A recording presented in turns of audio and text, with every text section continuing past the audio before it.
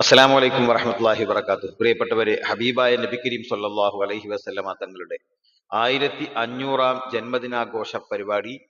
ജന്മദിനാഘോഷം നടക്കാനിരിക്കുകയാണ്. നാളെയാണ് റബീഉൽ അവ്വൽ 12.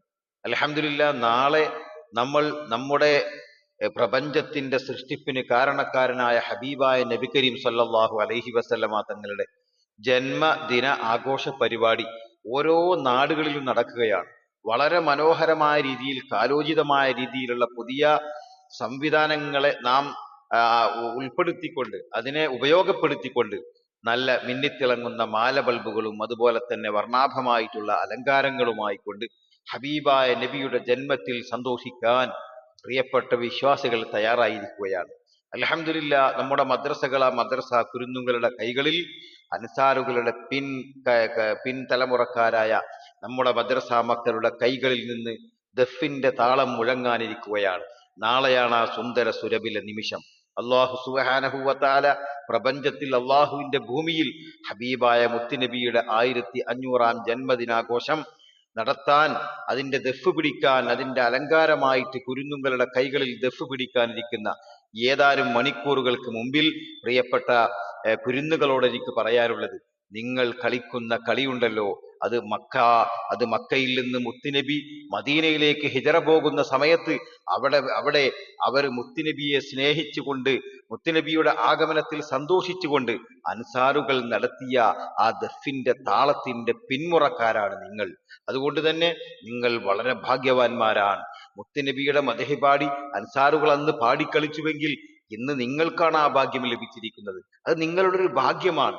ഒരു ദഫ് കളിക്കുന്ന കുട്ടി എന്ന് പറഞ്ഞാൽ അതിനെ സംബന്ധിച്ചിടത്തോളം ആ കുട്ടി വളരെ റിസ്ക് എടുത്തുകൊണ്ട്, വളരെ പ്രയാസപ്പെട്ടുകൊണ്ട്, ഒരു മാസത്തോളം അശ്രാന്ത പരിശ്രമത്തോടുകൂടി വളരെ ജാഗരൂകമായി കൊണ്ട് പഠിച്ചെടുത്ത കളിയുടെ മദഹ് കീർത്തനങ്ങളുടെ അപദാനങ്ങൾക്ക് താളം പകർന്നുകൊണ്ട് നൽകുന്ന കുരുന്നുകളുടെ ഈ താളത്തിന്റെ സൗന്ദര്യമുണ്ടല്ലോ, അത് പ്രപഞ്ചത്തിന്റെ സൗന്ദര്യമാണ്. ആ ദിനം നടക്കുന്ന മനോഹാരിതങ്ങളിൽ ഏറ്റവും റിസ്ക് എടുത്ത് ചെയ്യുന്ന, ഏറ്റവും സമയമെടുത്ത് ചെയ്യുന്ന ഒരു കാര്യമാണ്. നമുക്ക് നമ്മുടെ നാടുകളിൽ അലങ്കാരമാലകൾ നമ്മൾ തയ്യാറാക്കിയിട്ടുണ്ട്. അതൊക്കെ 10 ദിവസത്തിന്റെ പ്രവർത്തനത്തിന്റെ ഭാഗമായിരിക്കും, അതല്ലെങ്കിൽ മറ്റെന്തെങ്കിലും ആയിരിക്കും. എന്നാൽ ഈ കുരുന്നുകളുണ്ടല്ലോ, 2 മാസത്തോളം, അതല്ലെങ്കിൽ 1.5 മാസത്തോളം, അതല്ലെങ്കിൽ അറ്റ്ലാസ്റ്റ് 1 മാസത്തോളം കുട്ടികളുടെ അശ്രാന്ത പരിശ്രമത്തോടുകൂടി, വളരെ റിസ്ക് എടുത്തുകൊണ്ട്, താല്പര്യത്തോടുകൂടി കുട്ടികൾ പ്രയാസപ്പെട്ടുകൊണ്ട് പഠിച്ചെടുത്ത മുത്തുനബിയുടെ മദഹിന്റെ താളങ്ങളാണ് നാളെ നമ്മുടെ മക്കൾ അവതരിപ്പിക്കാനിരിക്കുന്നത്. അൽഹംദുലില്ലാഹ്, ഓരോ നാടുകളിലും ദഫിന്റെ കുട്ടികളെ നാട്ടുകാർ ആദരിക്കണം. അവരെയാണ് നാം മീലാദ് വേദിയിൽ ഏറ്റവും കൂടുതൽ നാം ആദരിക്കേണ്ടത്. കാരണം മുത്തുനബിയുടെ മീലാദ് വേദികളിൽ അവതരിപ്പിക്കുന്ന കലാപരിപാടികളിൽ ഏറ്റവും ജനശ്രദ്ധയുള്ള പ്രോഗ്രാം ദഫ് കളികളാണ്. ദഫ് കളി മനോഹരമായിക്കൊണ്ട് നടക്കണം. കാലോചിതമായ അപ്ഡേഷൻസിലൂടെ ജനങ്ങളുടെ ഈ വൈവിധ്യമാർന്ന ലോകത്ത്, വൈവിധ്യങ്ങൾ കൊണ്ട് മുറവിളി നടക്കുന്ന ഈ ലോകത്ത് ഇസ്ലാമികമായിട്ടുള്ള കലാരൂപങ്ങൾക്ക് അതിന്റെ പരിധികൾക്കുള്ളിൽ നിന്നുകൊണ്ട് തന്നെ പുതിയ സാധ്യതകളെ ഉൾക്കൊണ്ടുകൊണ്ട് നമുക്ക് നമ്മുടെ മക്കളിലൂടെ ആ കലാരൂപത്തിന്റെ അപ്ഡേഷൻസ് നടക്കുമ്പോൾ ഇക്കാലവും നിലനിൽക്കുന്ന മനോഹരമായിട്ടുള്ള ഒരു കലയായിട്ടത് ഇവിടെ നിലനിർത്താൻ നമുക്ക് സാധിക്കുമെന്നുള്ളതാണ്. അതുകൊണ്ട് കാലോചിതമായിട്ടുള്ള നമ്മുടെ ചിന്താഗതികൾക്കനുസരിച്ചുകൊണ്ട് ബേസിക്കലി ഇസ്ലാമിക പ്ലാറ്റ്ഫോം നമ്മൾ കീപ്പ് ചെയ്തുകൊണ്ട് തന്നെ നമ്മുടെ ഈ അപ്ഡേഷൻസ് പ്രവർത്തനങ്ങൾ നമ്മൾ നടക്കണം. അതിന് ഏറ്റവും പ്രധാനപ്പെട്ടത് ദഫ് കളിയുടെ പരിശീലകരാണ്. പരിശീലകന്റെ മികച്ച ആയുധം എന്ന് പറയുന്നത് അവന്റെ മികച്ച ഭാവനയാണ്.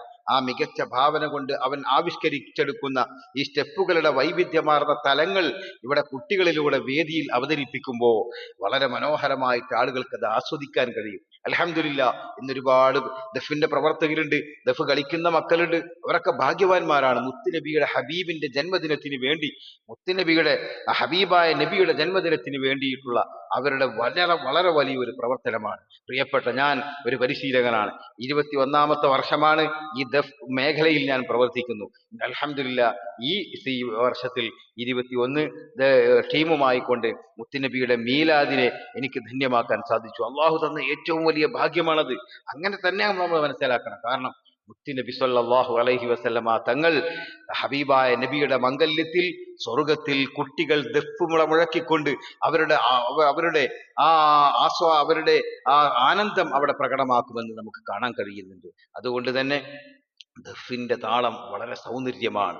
അതാണ് ഞാൻ പലപ്പോഴും ചില വരികളിലൊക്കെ ഞാൻ ദഫിന്റെ താളങ്ങളുടെ ശബ്ദത്തെ ഞാൻ എൻ്റെ വരികൾ എൻ്റെ പേനയിലൂടെ ചലിപ്പിക്കാറുണ്ട്. അതൊക്കെ അങ്ങനെ മോയിൻകുട്ടി വൈദ്യരെ ചലിപ്പിച്ചിട്ടുണ്ട്, പല കവികളും അങ്ങനെ ഉണ്ട് ചലിപ്പിച്ചിട്ടുണ്ട്. അതൊക്കെ ഒരു മനോഹരമായിട്ടുള്ള വരികളിലെ ആവിഷ്കാരങ്ങളാണ്. അതിനെ സംബന്ധിച്ചിടത്തോളം പറയുമ്പോൾ അത് വിശദമായിട്ട് മറ്റൊരു വിഷയമാണ്, ഇരിക്കട്ടെ.